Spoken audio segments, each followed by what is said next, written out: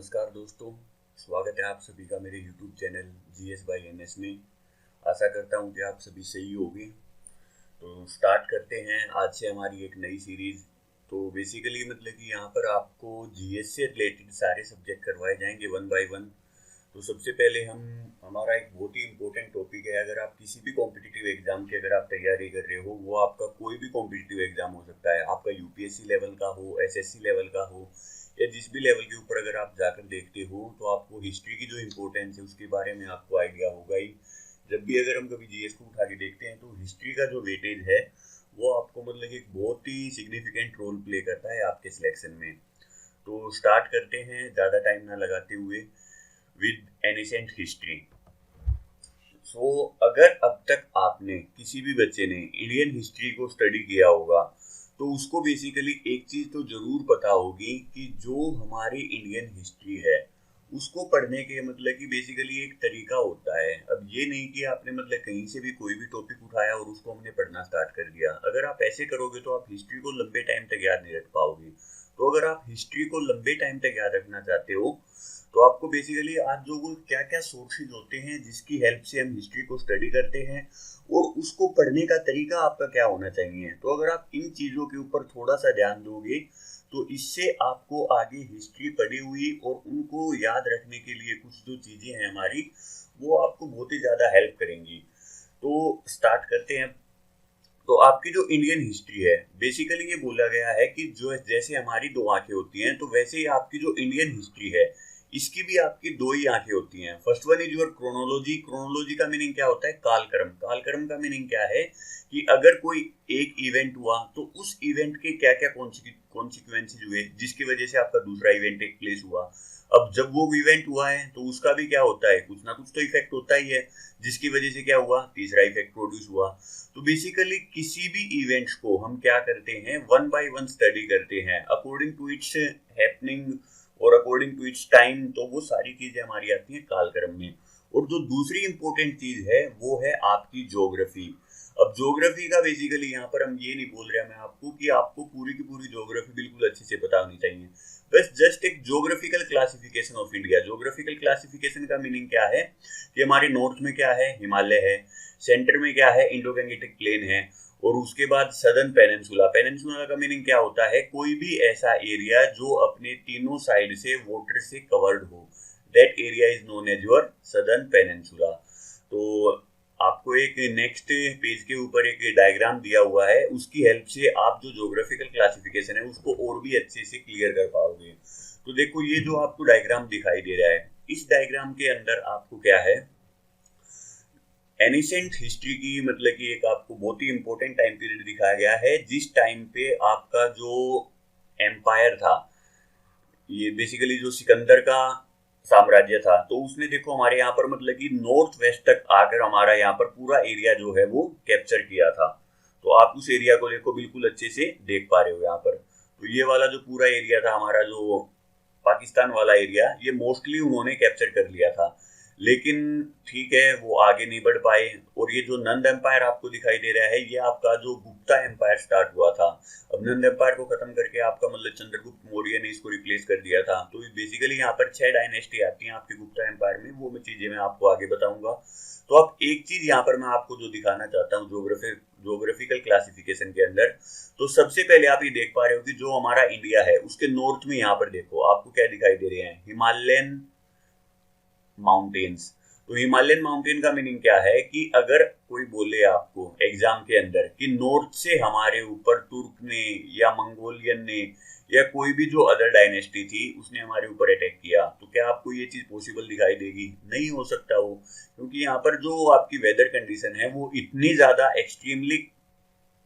Extreme है कि यहाँ से हमारे ऊपर अटैक करना पॉसिबल है ही नहीं।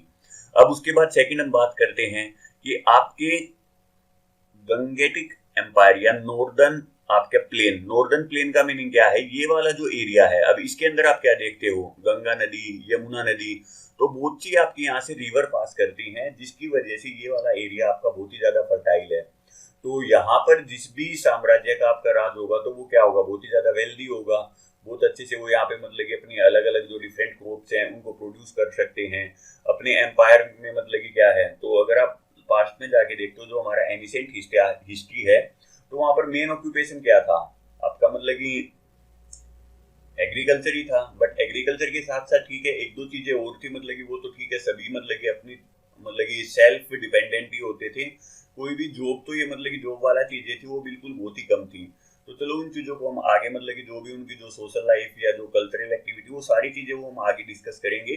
तो अभी सिर्फ आपका ध्यान यहाँ पे तीन चीजों के ऊपर होना चाहिए कि नॉर्थ में हमारे पास क्या है, हिमालयन माउंटेन, आपका सेंटर में क्या है, गंगेटिक प्लेन है, और आप ये देखो सदर्न पेनिनसुला। पेनिनसुला का मीनिंग क्या है, ये देखो ये वाला जो एरिया है हमारा सदर्न एरिया, ये तीनों साइड से क्या है, वाटर से आपका कवर्ड है।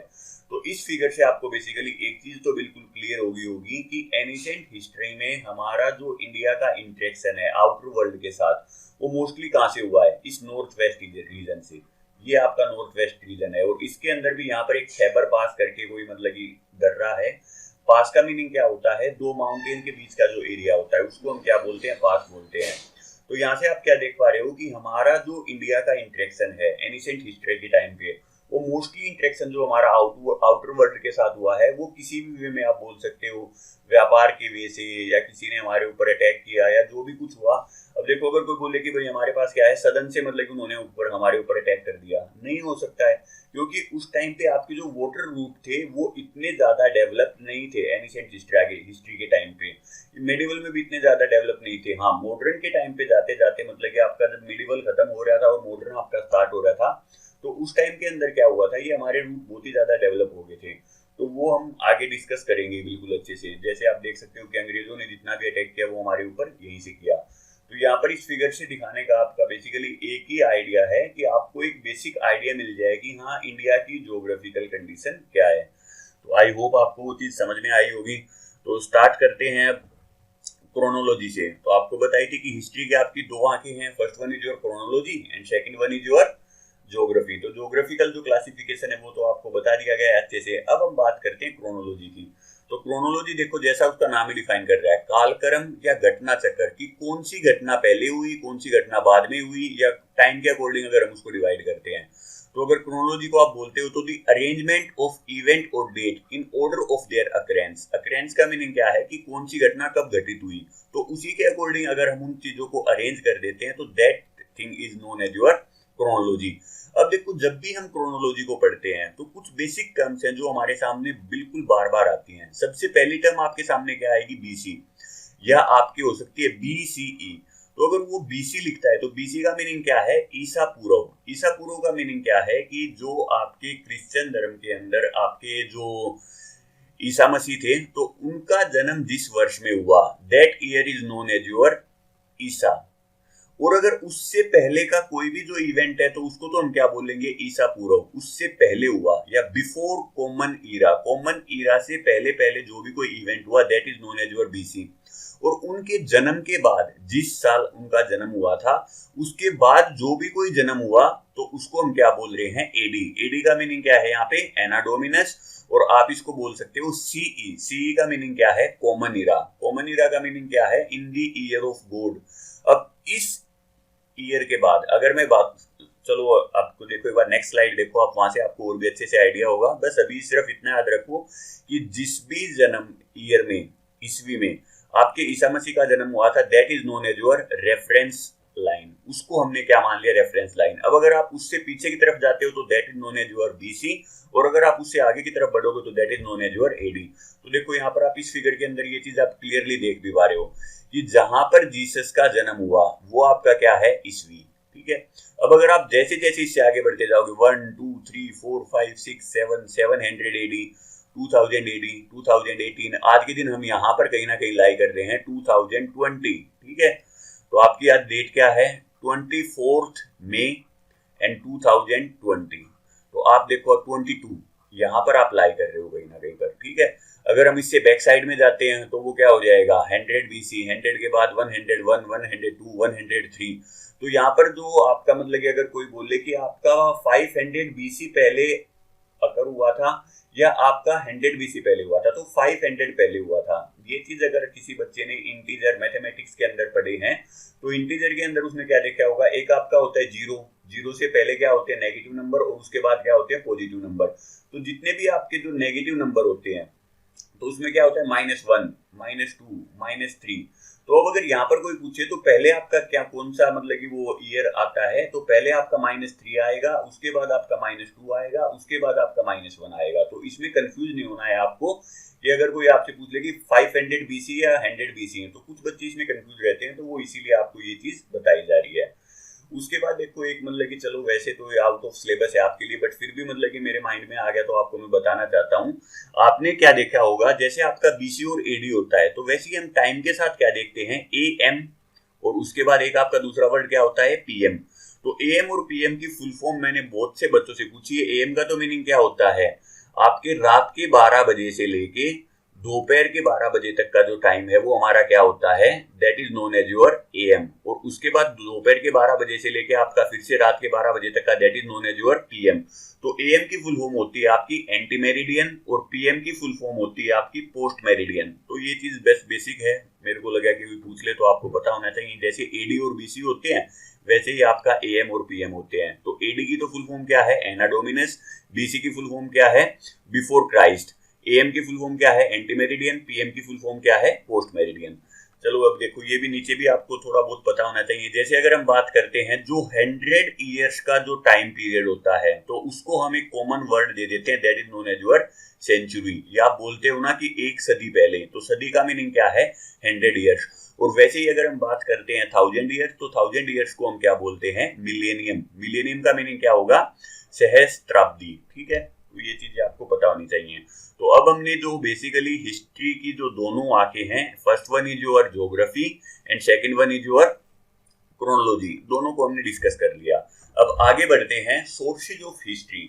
अब देखो, अब जितनी भी आप कोई भी हिस्ट्री अगर आप उठा के पढ़ते हो, तो उसको पढ़ने के लिए क्या होते हैं, कुछ बेसिक सोर्सेज होते हैं। तो वो कौन कौन से सोर्सेज होते हैं, आज हम उनको डिटेल में डिस्कस करेंगे।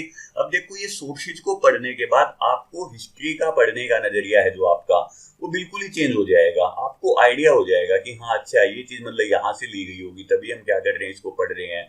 या इस चीज को मतलब कि हम प्री हिस्ट्री क्यों बोल रहे हैं, इसको एनिसेंट हिस्ट्री क्यों बोल रहे हैं, इसको मॉडर्न क्यों बोल रहे हैं। तो वो चीजें आपके माइंड में और भी ज्यादा क्लियरिटी लेके आएंगी। तो स्टार्ट करते हैं सोर्सेज ऑफ हिस्ट्री से।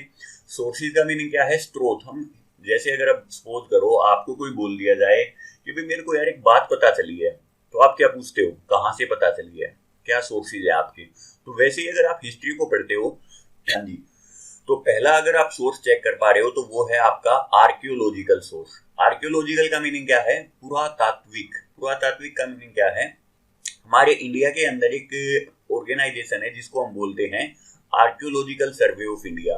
तो वो क्या करती है, अगर उसको कोई मतलब कि आइडिया लगता है कि भाई यहाँ पर मतलब कि हमारे लिए कोई हिस्ट्री के पॉइंट ऑफ व्यू से बहुत ही इंपॉर्टेंट मॉन्यूमेंट है, या बहुत ही इंपॉर्टेंट साइट है, या यहाँ पर मतलब कि हमने खुदाई की तो वहां से कुछ मिला, तो वो आपकी क्या करती है, वो डिफरेंट डिफरेंट ये सर्वे करती रहती है। तो आपका वो क्या करती है, सबसे पहले तो उसके अंदर क्या आता है, एग्जीक्यूशन। आर्कियोलॉजिकली मतलब कि वो क्या क्या करती हैं, जिसके अकॉर्डिंग वो क्या करती हैं, हिस्ट्री के डिफरेंट डिफरेंट सोर्सेज को फाइंड आउट करती हैं। तो पहला आपका सोर्स है एग्जीक्यूशन। एग्जीक्यूशन का मीनिंग क्या है, वो खुदाई करके आपका जो भी कोई मतलब कि उसको जो भी कोई चीजें मिलती हैं, उसके अकॉर्डिंग बताती है कि भाई यहाँ पर पहले ये चीज हुई होगी। सेकंड आपका क्या है, इंस्क्रिप्शन। इंस्क्रिप्शन का मीनिंग क्या है कि भाई कोई शिलालेख है, या कोई आपका मतलब कि अभिलेख है जहां पर कुछ लिखा हुआ है। कोई आपका मतलब कि जैसे सारनाथ से अशोक स्तंभ हो गया, या आपके ऐसे बहुत से ऐसे मतलब कि मॉन्यूमेंट्स हैं जिनके ऊपर क्या है, आपका अजंता और एलोरा की जो गुफाएं होगी उनके अंदर भी कुछ ना कुछ लिखा हुआ है। तो वहां पर जो भी कोई चीजें इंस्क्रिप्टेड है, that is known as your inscription. और तीसरा जो आपका सोर्स है archaeologically, that is your numismatic. Numismatic का मीनिंग क्या है, जो आपके सिक्के होते हैं, तो सिक्कों के ऊपर आपने देखा होगा कि भाई ये राजा बना था इस टाइम पे, इस टाइम पे इसका राज्याभिषेक हुआ था, इस टाइम से लेके इस टाइम तक ये रहा था। तो वो भी क्या होते हैं, हिस्ट्री के हमें बहुत से जो मिसिंग लिंक है उनके बारे में बहुत डिटेल से बताते हैं। तो आर्कियोलॉजिकल के बाद आपका जो दूसरा सोर्स है, that is known as your literary source, साहित्य संबंधी। तो साहित्य संबंधी में क्या है, जो भी कोई लिखित है हमारे पास, तो लिखित में आपका फर्स्ट सोर्स क्या हो सकता है, रिलीजियस, जो भी जितनी भी धार्मिक बुक है हमारी, जैसे हिंदू के लिए, चलो वो बताता हूँ आपको नेक्स्ट स्लाइड्स में। सेकंड है आपका नॉन रिलीजियस, और थर्ड है आपका फॉरेन अकाउंट। तो अब देखो इन सभी को हम डिटेल में डिस्कस करते हैं वन बाय वन। तो स्टार्ट करते हैं एग्जीक्यूशन से। तो एग्जीक्यूशन का मीनिंग क्या होता है, दी एक्शन ऑफ एग्जीक्यूटिंग समथिंग। अगर आप किसी चीज को मतलब कि स्पेशली क्या है उसके अंदर आर्कियोलॉजिकल साइट, तो आप अगर उसकी कहीं पर खुदाई करते हो और खुदाई के बाद अपने कुछ अजम्पशन देखते हो, तो देखो आपको देखने में तो ये लग रहा होगा यार खुदाई तो करनी है, कोई ज्यादा बड़ी चीज नहीं है, लेकिन एक्चुअल में आपका जो एग्जीक्यूशन का जो मेथड होता है वो एक्सट्रीमली रिग्रेस होता है।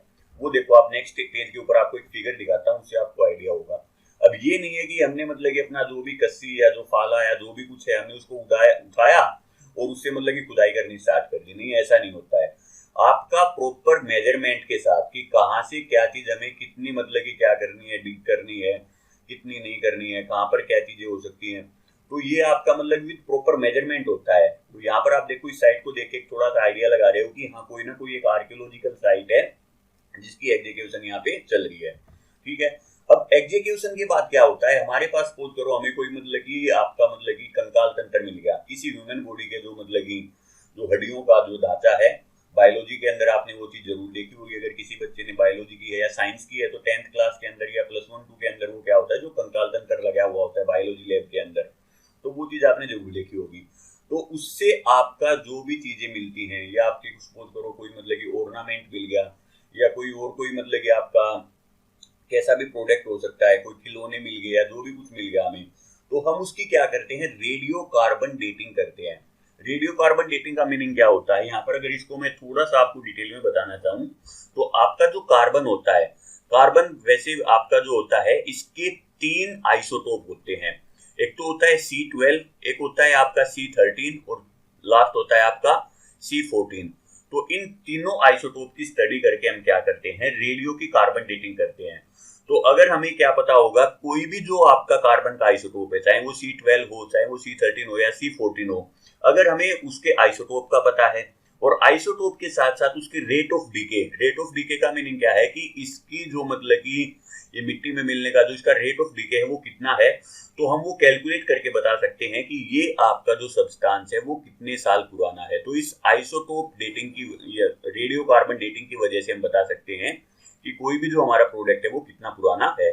तो अब ये देखो आपने क्या किया है, नॉर्थ वेस्ट के अंदर आपकी जो इंडस वैली सिविलाइजेशन है, नॉर्थ गंगेटिक कल्चर है, आपके हाउसेज है, पोट्री है, टूल्स, वेपन, कुछ भी आपको जो मिला था आपने एग्जीक्यूशन के अंदर उसकी स्टडी की with the help of carbon radio dating, और उससे आपको पता चल गया कि हाँ भाई ये प्रोडक्ट है वो हमारा इतने साल पुराना है। वैसे ही अगर आप साउथ के अंदर जाते हो, साउथ के अंदर जो बरियर साइट है, बरियर साइट का मीनिंग क्या है, मरने के बाद जब उनको दफनाया जाता था तो उनके ऊपर एक बहुत ही बड़ा पत्थर रख दिया जाता था, तो इसीलिए उनको हम क्या बोलते हैं, मेगालिथ। मेगालिथ का मीनिंग क्या है, बहुत बड़ा, और लिथ का मीनिंग क्या है, पत्थर, ठीक है। सिमिलरली अगर हम बात करते हैं तो एक चीज और वहां पर है साउथ के अंदर, उनको जब भी दफनाया जाता था ना तो उनको उनके टूल्स और वेपन के साथ ही दफनाया जाता था। ये ठीक है, उनकी कोई मान्यता होगी तो वो डिपेंड करता है आपका, ठीक है। तो एग्जीक्यूशन को हमने स्टडी कर लिया। एग्जीक्यूशन के बाद आपका सेकंड क्या है, इंस्क्रिप्शन। तो इंस्क्रिप्शन का मीनिंग क्या है, शिलालेख या अभिलेख। आपका जो भी कोई मोन्यूमेंट है उसके ऊपर कुछ लिखा हुआ है। अब अगर आपको वो लिखा हुआ पढ़ना आता है तो आप उसको पढ़ के अच्छे से उसको एक्सप्लेन कर सकते हो कि भाई इसके ऊपर ये चीज लिखी हुई है। अगर वो नहीं पढ़ना आता तो आपके लिए दिक्कत है।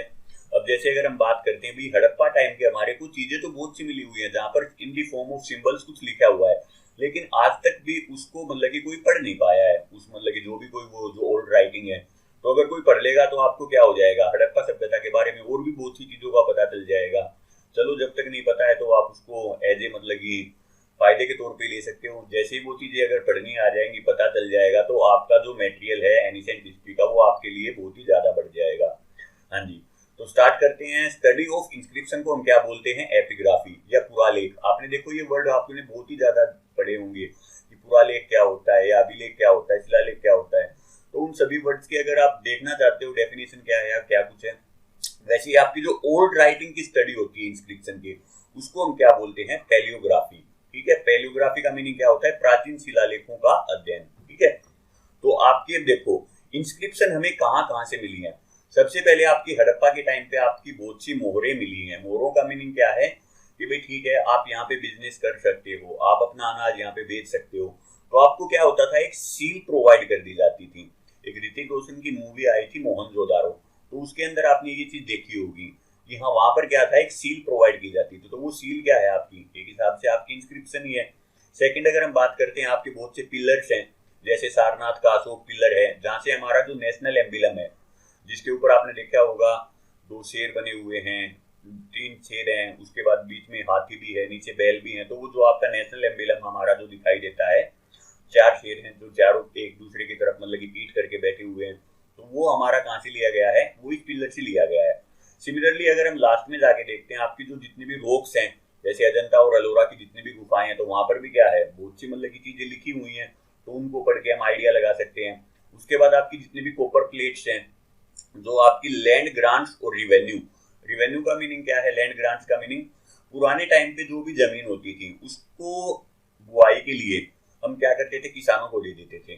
तो किसानों को देने के लिए हम क्या करते थे, कॉपर प्लेट देते थे, जिसके ऊपर हमने लैंड के ग्रांट्स उनको प्रोवाइड कर दिए हैं कि भाई हाँ, इस जमीन को आप बो सकते हो और इससे जो भी कुछ रिवेन्यू होगा उसका कुछ हिसाब अपने पास रखो, बाकी आप उसको दे सकते हो। तो ये सारी चीजें। और एक लास्ट आपकी क्या है, जितनी भी आपकी इंडस वैली सिविलाइजेशन के टाइम की आपकी जितनी भी टेम्पल वॉल्स हैं, उनके ऊपर भी कुछ ना कुछ लिखा हुआ है। तो इन सभी इंस्क्रिप्शन को पढ़ के हम क्या कर सकते हैं, हिस्ट्री के अंदर बहुत सी चीजों का आइडिया लगा सकते हैं।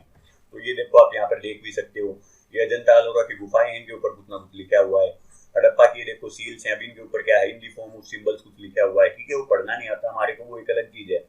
वो अभी मतलब कि हमारे पास ऐसा कोई बंदा ही नहीं है कि जो इस लैंग्वेज या इस लिपि के बारे में जानता हो। और सबसे लास्ट में क्या है, आपकी कॉपर प्लेट इंस्क्रिप्शन, जो अभी अभी आपको बताया लैंड ग्रांट के लिए या रिवेन्यू के लिए, तो वो भी देखो आपके सामने ये दिखाई दे रहा है। तो इन चीजों को देख के हम क्या कर सकते हैं, हिस्ट्री के बारे में बहुत सी चीजों का आइडिया लगा सकते हैं। और सबसे लास्ट क्या है आपका, न्यूमिस्मेटिक। न्यूमिस्मेटिक का मीनिंग क्या है, मुद्रा विद्या या सिक्का संबंधी जितने भी आपके जो कॉइन्स मिलते हैं उस टाइम के, आपके गोल्ड कॉइन है, कॉपर कॉइन है, सिल्वर कॉइन है, तो उनके ऊपर क्या है आपका, तो जो स्टडी ऑफ कॉइन है उसको तो हम क्या बोलते हैं, न्यूमिस्मेटिक बोलते हैं। तो मेनली हम इन सिक्कों की हेल्प से क्या देखते हैं कि नेम ऑफ किंग, उनके ऊपर क्या क्या लिखा होता है, इमेज ऑफ गॉड्स, किस किस गॉड की वो उस टाइम पे पूजा करते थे, डेट ऑफ कोरोनेशन, कोरोनेशन का मीनिंग क्या है, राज्याभिषेक, कि भाई ये जो राजा था इसका राज्याभिषेक कब हुआ, तो वो चीज भी उसके ऊपर लिखी होती है। उनका शासनकाल कब से कब तक था। तो ये चीजें हमें हिस्ट्री के बारे में बहुत से जो मिसिंग लिंक हैं उनके बारे में आइडिया देते हैं। तो ये देखो, क्वेश्चन आपका बहुत ज्यादा टाइम पूछा गया कि सबसे पहला गोल्ड का सिक्का है वो किसने बनाया, तो वो थे आपके कुशन या इंडो ग्रीक्स। वो आगे हम स्टडी करेंगे अभी, तो उसमें आपको ज्यादा, बट वैसे यहाँ पर ठीक है, जब सिक्कों की बात चल रही है तो आपको ये दो इंपॉर्टेंट क्वेश्चन थे वो बता दिया आपके। और सेकंड है, सबसे मोस्ट गोल्ड कॉइन वहां पर किसके टाइम पे मिलते थे, तो वो थे आपके गुप्ता के टाइम पे। और ये गुप्ता क्या है आपका, मगध एम्पायर का, मतलब कि जो फोर्थ डायनेस्टी आई थी आपकी, मतलब कि नंद डायनेस्टी को हटा के, तो वो भी चीज हम आगे डिस्कस करेंगे। तो ये देखो, इनकी प्रोस्पेरिटी को दिखाती है कि भाई सबसे ज्यादा गोल्ड के सिक्के मतलब कि इसके टाइम पीरियड पे मिलते थे हमारे को। तो ये है आपका न्यूमिस्मेटिक। अब न्यूमिस्मेटिक के साथ ही हमारा जो आर्कियोलॉजिकल सोर्सेज हैं वो हमने कंप्लीट कर लिए। आर्कियोलॉजिकल सोर्स के बाद आपको दूसरे सोर्स क्या बताए गए थे, लिटरेरी सोर्स, साहित्य संबंधी, जिनमें हमें क्या है, कुछ ना कुछ रिटर्न में है। तो देखो, एक चीज तो आपको क्लियरली विजिबल हो ही रही होगी, ये तो है नहीं कि मतलब कि जब से ह्यूमन एग्जिस्ट करते हैं तब से ही उनको लिखना आता है, ऐसा तो कुछ भी नहीं था। आपका एक टाइम पीरियड आया 4th सेंचुरी के अराउंड, जहां से क्या हुआ, आपके जो ये ताड़ के पत्थर थे इनके ऊपर कुछ ना कुछ लिखना स्टार्ट हुआ। तो वहां से आप ये बोल सकते हो कि हाँ, जो भाई हमारा रिटर्न नॉलेज है वो एक पीढ़ी से दूसरे पीढ़ी की तरफ जाना स्टार्ट हुई। लेकिन उससे पहले जितना भी हमारा जो नॉलेज होती थी उसकी जो ट्रांसमिशन हो रही थी वो कैसे हो रही थी, ओरली। अब ओरल का मीनिंग क्या है, ओरल के अंदर आपने मतलब कि यूट्यूब के ऊपर भी बहुत सी वीडियो देखी होंगी या फेसबुक के ऊपर, वो क्या करते हैं, 5 बंदों को खड़ा कर दिया जाता है, एक बंदा दूसरे के कान में कुछ बोलता है, दूसरा तीसरे के कान में, तीसरा चौथे के कुछ कान में, चौथा 5वें के कुछ कान में। बट सिर्फ 5 ही बंदों में क्या होता है, पहले से 5वें तक जाते जाते वो जो नॉलेज है वो आपकी पहला बोलता कुछ हो रहा है और 5वें तक पहुंचती कुछ हो रहा है। तो ये चीजें ऐसा नहीं है कि ये अभी हो रही है, वो उस टाइम पे भी होती थी। तो ओरल ट्रांसमिशन में हमारा क्या था, हम ये नहीं बोल सकते यार ये एग्जैक्ट इंफॉर्मेशन है, लेकिन अगर वो रिटर्न है आपकी तो उसको हम मतलब कि फिर भी वेरीफाइड या मतलब कि उसको ऑथेंटिकेटेड मान सकते हैं। तो ये चीज यहाँ पे बताई गई है कि जितना भी आपका बाद में जितना रिलीजियस टेक्स्ट लिखा गया वो सारा आपका क्या था, पाम लीव्स के ऊपर। तो ये आप उनको देख सकते हो, ठीक है। तो अब लिटरेरी सोर्सेज को डिस्कस करते हैं वन बाय वन। सबसे पहला आपका जो लिटरेरी सोर्स है वो क्या है आपका, रिलीजियस।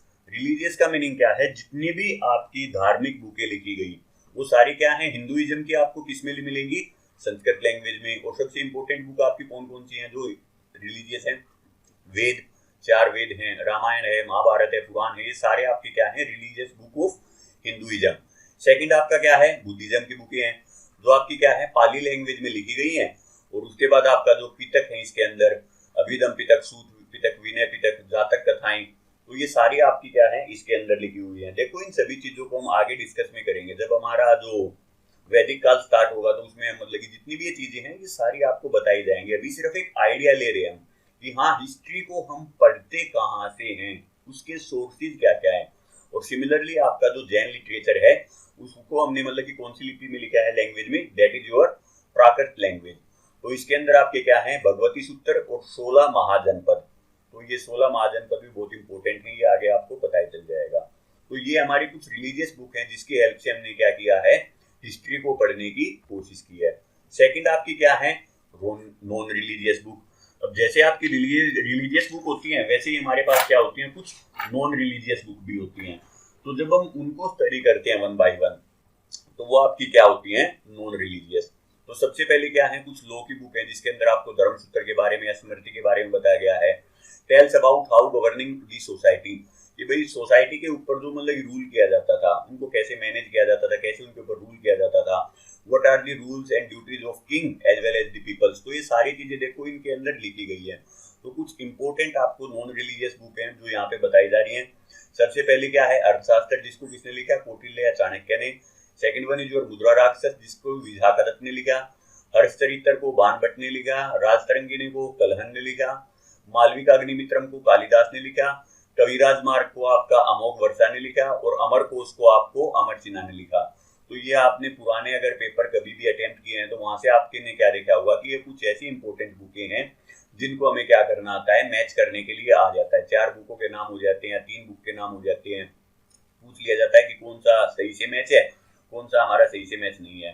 तो देखो ये बहुत ही ज्यादा इंपॉर्टेंट बुक है हमारी। अब अगर सभी बुक के बारे में मैं आपको एक बेसिक डिटेल देने लगा तो हमारा जो लेक्चर है उसकी लेंथ है वो ऑटोमेटिकली बहुत बड़ी हो जाएगी। चलो ज्यादा तो नहीं, बट एक बेसिक आइडिया आपको जरूर दे देता हूं मैं। अगर आप अर्थशास्त्र बुक को उठा के देखोगे तो वहां पर आपकी क्या है, पॉलिटिक्स के बारे में, मिलिट्री के बारे में, या उस टाइम पे क्या इकोनॉमिक्स होती थी, वो सभी चीजें यहाँ पे अर्थशास्त्र के अंदर मेंशन्ड है। अगर आप देखते हो मुद्रा राक्षस को, तो मुद्रा राक्षस में बेसिकली क्या है कि चंद्रगुप्त मौर्य ने कैसे चढ़ाई करके आपकी मतलब कि नंद एम्पायर को खत्म किया। तो ये भी क्या है, विशाखादत्त ने लिखी हुई है। उसके बाद आपकी नेक्स्ट क्या है, हर्षचरित्र। तो इसके अंदर आपके एक राजा हर्ष थे जिनकी पूरी की पूरी बायोग्राफी को लिखा है, किसने, बाणभट्ट ने। राजतरंगिणी, तो ये बेसिकली आपने मतलब कि पढ़ा भी होगा कि जो हिस्ट्री ऑफ कश्मीर है उसके बारे में आपको बेसिकली बताती है, कलहन ने लिखा है ये आपका। उसके बाद जो नेक्स्ट है दैट इज योर मालविकाग्निमित्रम। ये आपकी कालिदास की एक मतलब की लव स्टोरी है। लव स्टोरी क्या है आपका, एक मतलब की राजा होता है जो मतलब की एक एक्साइल सर्वेंट होती है, वहां पर कोई मतलब की नौकरानी होगी जिसको क्या था, रानी ने मतलब की आपका एग्जाइल पीरियड पे भेज दिया था। जैसे राम को वनवास में भेजा गया था तो वैसे ही उसको भी एग्जाइल में। तो उसकी फोटो को ही देख के क्या होता है, उस राजा को उससे प्यार हो जाता है। तो उसी चीज के बारे में मतलब एक लव स्टोरी बोल सकते हो आप इसको। जैसे आजकल जो लव स्टोरी मूवी देखते हो तो वैसे ही उस टाइम पे भी क्या था, कालिदास ने ये आपकी लव स्टोरी लिखी थी। उसके बाद अगर हम बात करते हैं कविराज मार्ग, तो ये आपकी कन्नड़ में लिखी हुई है। और ये भी बेसिकली आपकी क्या है, एक पोइट, मतलब की बहुत सी इसके अंदर क्या है, पोइट थे और उन्होंने अपनी मतलब कविताएं लिखी हुई इसके अंदर भी। और सबसे लास्ट में अगर आप देखते हो आपका जो अमरकोश है, तो ये अमरकोश भी आपकी क्या है, संस्कृत में लिखी हुई है और इनको अमर सिन्हा ने लिखा था। और ये भी आपकी क्या है, आपकी एक मतलब की पोइट की आप बोल सकते हो कि इसके अंदर भी क्या है, आपकी कविताएं लिखी हुई हैं। तो ये थी हमारी कुछ रिलीजियस बुक के बाद नॉन रिलीजियस बुक। और एक जो लास्ट सोर्स है हमारा लिटरेरी सोर्स के अंदर, वो आपका क्या है, फॉरेन अकाउंट। बहुत ही इंपॉर्टेंट चीज है ये आपकी। फॉरेन अकाउंट का मीनिंग क्या है, अगर कोई ट्रेवलर है या कोई रिलीजियस स्कॉलर है जो हमारे यहाँ पे क्या हुआ, इंडिया में घूमने के लिए आया और उसने अपनी मतलब की ऑटोबायोग्राफी लिख दिया, उसने अपना जो भी कोई चीजें लिखी, तो उन चीजों के अंदर क्या है, ये चीजें मेंशन मिलती हैं आपको। और ये हमारे को क्या करती हैं, हिस्ट्री के अंदर बहुत ही ज्यादा जो क्रूशियल मिसिंग लिंक होते हैं। अब मिसिंग लिंक मैं इनको क्यों बोल रहा हूँ, अभी अभी मैंने जो आपको लास्ट बताया नॉन रिलीजियस, अब उनमें आप जो मोस्टली जो राइटर देखते हो वो क्या होते हैं, राजा के दरबार के अंदर ही उनके मतलब की ऑफिशियल कवि होते हैं। तो एक बात आप सीधी सीधी समझ सकते हो, जब उसको सैलरी राजा की तरफ से मिल रही है तो वो राजा के बारे में गलत तो कुछ लिख ही नहीं सकता है। वो तो क्या करेगा, अगर कोई चीज नहीं भी होगी तो उसको भी वो क्या करेगा, बढ़ा चढ़ा के लिखेगा। लेकिन ये जो है इनके अंदर आपको क्या मिलेगा, लेस एग्जेगरेशन। एग्जेगरेशन का मीनिंग क्या है, अतिशोक्ति। ये चीजों को बढ़ा चढ़ा के नहीं लिखे हुए मिलेंगे, यहाँ पर आपको जो भी कोई चीज एग्जैक्टली जैसी होगी ये उसको वैसा ही लिखे हुए मिलेंगे। तो अगर हम बात करते हैं कुछ इंपोर्टेंट वन कौन कौन से आपके मतलब कि जो ट्रेवलर थे जो हमारे यहाँ पे आए, तो सबसे पहले आपका कौन था, मैग्स्थनीज, जो हमारा क्या था, मौर्यन टाइम के टाइम पे आया था। सेकंड है आपका फायान, जो चाइना से आया था, ये गुप्ता टाइम में आया था। थर्ड है आपका हुनसांग आपका क्या था, चाइना से ही आया था, ये भी फायान की तरह ही, और ये आपका क्या था, हर्षवर्धन के टाइम पे आया था। उसके बाद है अलबरूनी, ये आपका मोहम्मद गजनी के साथ आया था और इसने अपनी बुक लिखी थी तारिक उल हिंद। और उसके बाद लास्ट में आपका क्या है, इब्न बतूता, जो आपका मोरक्को से आया था और वो क्या था, तुगलक के टाइम पे आया था। तो ये कुछ इंपॉर्टेंट आपके रिलीजियस स्कॉलर बोलो या ट्रेवलर बोलो जो हमारे इंडिया के अंदर आए थे, और इन्होंने कुछ अलग अलग अपनी बुकें लिखी हैं, तो जिनसे हमें हमारी जो इंडिया की हिस्ट्री है उसके बहुत से मिसिंग लिंक आपके मिलते हैं। अब देखो हमने क्या देखा, एक तो आपके आर्कियोलॉजिकल सोर्स देखे और दूसरे आपके क्या हैं, ये लिटरेरी सोर्स देखे। तो अब इन आर्कियोलॉजिकल और लिटरेरी सोर्स के बेसिस पे हम क्या करते हैं, हिस्ट्री को ही दो टाइप में डिवाइड कर रहे हैं। एक तो आपकी क्या हो जाएगी, प्री हिस्ट्री। प्री हिस्ट्री का मीनिंग क्या है, पूर्व इतिहास, जिसके अंदर आपकी क्या आती है, पैलियोलिथिक, मीजोलिथिक और नियोलिथिक। तो नेक्स्ट लेक्चर में हम इन्हीं को पढ़ेंगे, प्री हिस्ट्री को ही। पुरापाषाण युग क्या होता है, मध्यपाषाण क्या होता है, नवपाषाण क्या होता है। तो ये आपका वो टाइम पीरियड है जहां पर आपका क्या है, कोई भी लिटरेरी सोर्स हमारे पास या कोई भी लिटरेरी रिकॉर्ड नहीं है। लिटरेरी रिकॉर्ड का मीनिंग क्या है, रिटर्न में कुछ भी नहीं है। आर्कियोलॉजिकली हमने कुछ मतलब की एग्जीक्यूशन की या इंस्क्रिप्शन है हमारे पास, वो चीजें अवेलेबल हैं, लेकिन रिटर्न में कुछ है ही नहीं। तो इसीलिए इस हिस्ट्री को हम क्या बोलते हैं, this is known as your prehistory. और उसके बाद सेकंड आपकी क्या होती है, हिस्ट्री, जिसको हम डिवाइड करते हैं एनिसेंट, मेडिवल और आपका मॉडर्न हिस्ट्री के अंदर। यहाँ पर आपको जितने भी सोर्सेज मिलेंगे ना, वो सारे क्या हैं, आर्कियोलॉजिकली तो है ही हैं, उसके साथ साथ वो क्या है, आपके लिटरेरी भी आपको मिलते हैं। तो ये था आज का हमारा टॉपिक। आई होप आपको कुछ ना कुछ सीखने को मिला होगा। अगर आपको यहाँ से कुछ भी सीखने को मिला है तो मैं चाहता हूँ कि आप उस चीज़ों को दूसरे बंदों तक शेयर करें। अगर आप उसको शेयर करोगे तो मेरे को भी मतलब कि थोड़ा मोटिवेशन मिलेगा। तो अगर हाँ, आपको अगर कोई भी आपको ये जो पीपीटी है इसके अगर नोट्स चाहिए तो आप मतलब कि GS/NS एक टेलीग्राम चैनल है, वहां से जाके आप इनको कलेक्ट कर सकते हैं। तो इसी के साथ हम हमारे यहाँ पे लेक्चर को एंड करते हैं। तो आई होप आपको कुछ ना कुछ जरूर सीखने को मिला होगा। तो thank you and take care.